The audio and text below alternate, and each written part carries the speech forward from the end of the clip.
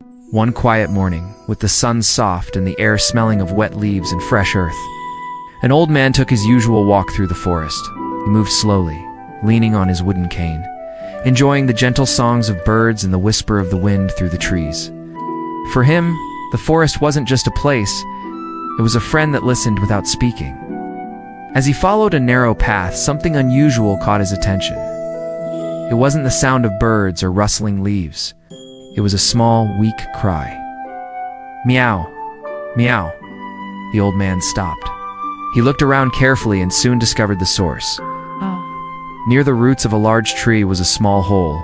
Inside, a little cat, covered in dirt, was trembling with fear. Its tiny body was stuck, and no matter how hard it tried, it couldn't climb out. Its eyes were wide with panic, its paws scratching helplessly at the soil. The old man's heart softened. "Oh, you poor little thing," he whispered gently. Without a second thought, he bent down and slowly reached his hand toward the cat. But the moment the cat felt his touch, it panicked even more. Out of fear, it scratched the old man's hand with its sharp claws. Ouch. The man cried, quickly pulling his hand back.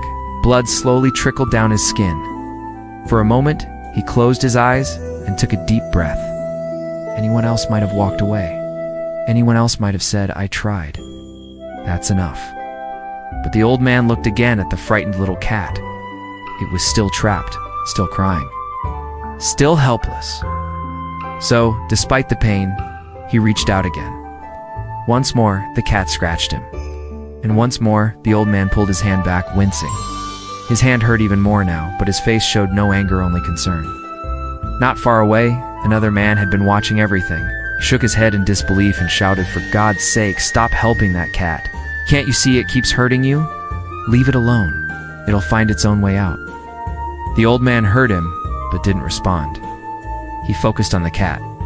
He moved more slowly this time, speaking softly, trying to calm the animal.